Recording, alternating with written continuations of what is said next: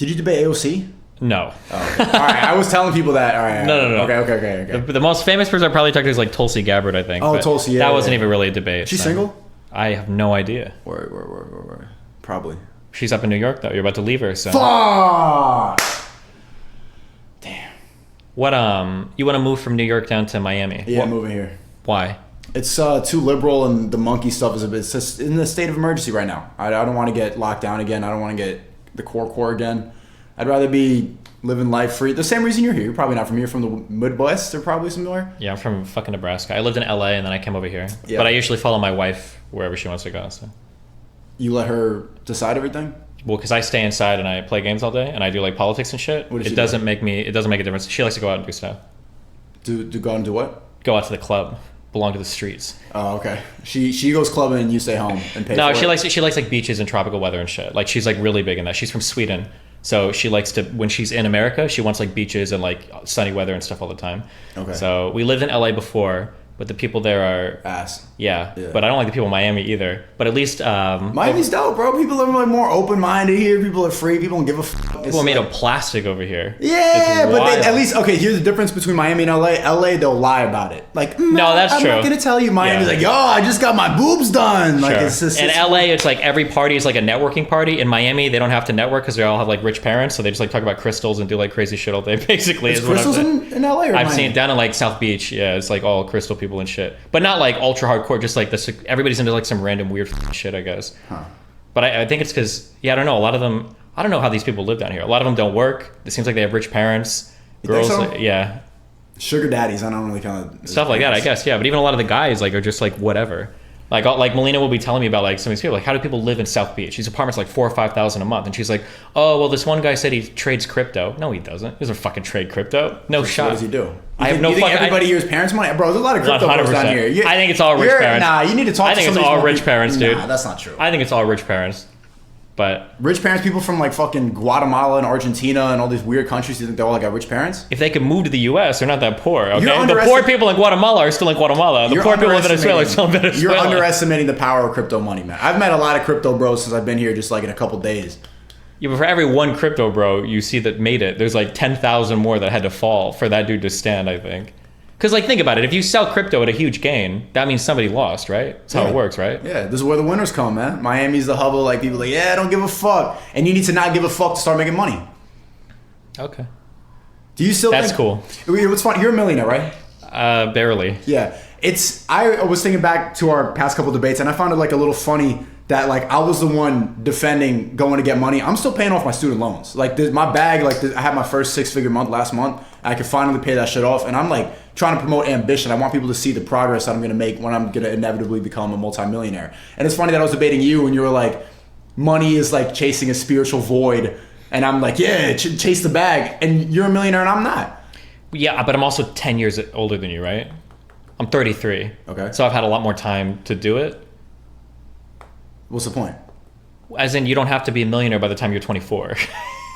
You don't have to, but isn't that better? Why would you not? You want to be a millionaire younger so you can enjoy your young years having a big ass bag. I think it depends on like what kind of life you want to live. Depends on what you're going for. It doesn't even matter. Like the life is better with money.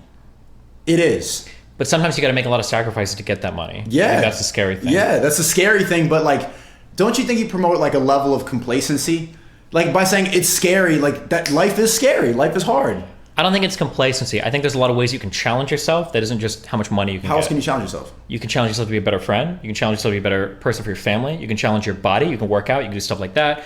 You can challenge yourself to grow in some kind of like hobby, discipline, passion. It could be music. It could be video games. It could be a sport. It could be whatever. But if you challenge yourself in music, video games, all that shit, isn't the highest level of that making money off of it? If you're playing video games all day, like the best thing you can do as a gamer is being a streamer and making money or going pro. If you're playing fucking instruments, the highest level is being in a big band, making money. I feel like what you're looking for at the end of the day, what I would say is you're looking for some kind of fulfillment. It's not just money, because you can find a lot of musicians that make money that don't feel very fulfilled because they're making the kind of music they don't want to make. You find this throughout all of art and entertainment. People that are doing, you can find this in the YouTube world. People that want to work on like long form cool content, but instead they've got to churn out these like 10-minute like shitty pop reaction videos or whatever because that's what they have to do. That's probably, you probably feel that to some extent, right? Well, I was doing this for 9 years, bro. Yeah, and I've watched some of your, I was really surprised because I thought you I thought you were just a crazy fucking dude. But I went to your main channel. I watched some of your like longer form videos. I was like, oh, some of this is like cool stuff. You know what would be really good that we could react to? Did you see Patrick CC's new video on me called Sneako's Going Insane, but it's working? I think he's saying a lot of the same shit that you're saying. I was going to save that for my season 3 of reaction, but if you want to watch that, I think that's a good one. Okay. Would you be down? Like, it goes over. You want to watch it like right now? I don't know if I have speakers.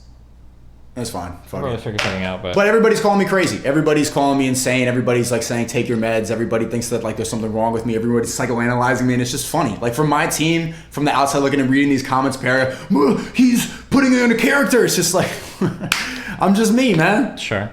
I think the difficult thing for you is that if you have a way of viewing the world through like the super red pill mentality, and you've got a way of seeing like the Matrix, then the responses that they're giving you are exactly what you would expect. From people inside the Matrix. Yeah, you would expect them to call you crazy. Like if you were Neo and everybody is calling you an idiot or crazy or lunatic, then I mean, of course that's what you would expect them to say, right? But it happens so much in history that they call, like Chappelle was called crazy, one of your favorites. Carlin was called crazy, he got censored just like I'm getting censored. Like there's a level when you start speaking about the real shit, they're going to actively try to silence it. And I don't know why people don't take those examples, like calling Kanye crazy for years. Kanye is a billionaire. Like is he really crazy or is he just more successful? He's a little crazy, but like people that burned witches at the stake were also crazy. People that thought the world was flat were also crazy. People that thought that, there were gods in the sky that, were bowling and that's where fucking thunder came from. Those people were crazy too. There's a lot of crazy people that ended up not being right. We remember the ones that were right, but we don't remember all the ones that were wrong. There's a saying that I repeat this often. A cat that touches a hot stove will never touch a hot stove again, but they'll also never touch a cold stove again, right? Like we have a really hard time, you have one bad experience with something and you avoid something completely, but then you end up writing off so much more than what you could otherwise. You end up missing out on like so much more than you could if you would like explore it a little bit more, look in a little bit deeper, rather than having like one or two bad experiences with a certain type of people and then being like, these people are all bots, they're crazy, like I'm gonna go do my own thing or whatever. Why is it not crazy to make $50K a year and just have to serve people your whole life and be stuck and do, why is that not crazy? And then the people who don't have to do all that and don't listen to the rules and going to do whatever they want, why is that considered crazy? But all the people, the 99% of people who just obey all these orders, why is that not crazy? Why is that seen as the norm? Everybody can be crazy. There's crazy. Okay, if everybody's crazy. Well, no. Wait. I said everybody can be crazy. But whether or not somebody's crazy doesn't have to do with the amount of money they're making, right? At the end of the day, it took me a while to learn this, but at the end of the day, you're always serving somebody, whether you want to or not. Who do you think I'm serving? Your audience.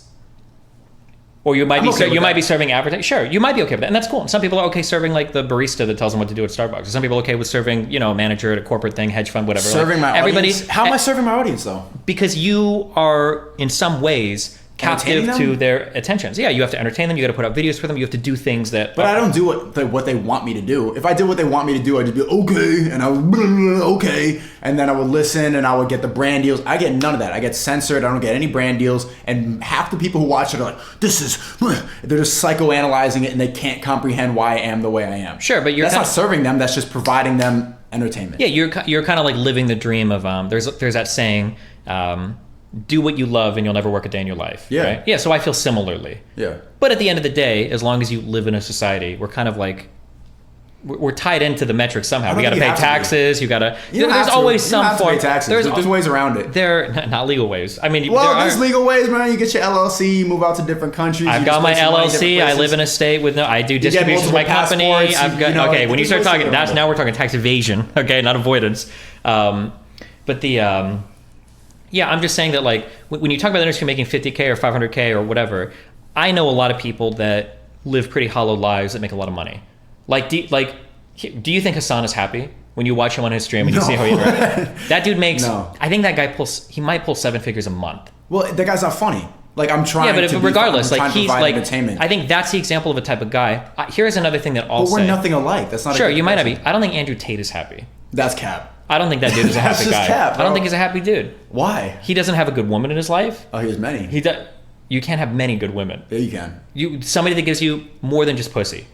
Like some sort of like deeper fulfillment. I don't think so. Deeper fulfillment is some Matrix shit, bro. Women don't provide that much. Like, what do you really do with your girl? Like, okay, you watch a movie, you talk, like, but mostly you talk online. Like, what are you really talking about? You can't imagine or envision any type of like deeper connection. Tell me what that is. Tell me. I've been in relationships. I've been in many relationships with girls from all over the world. Like, ultimately, like, and it's okay. I feel like you're deeper fulfillment. At some point, I think a goal in life is to find a partner that you feel like you can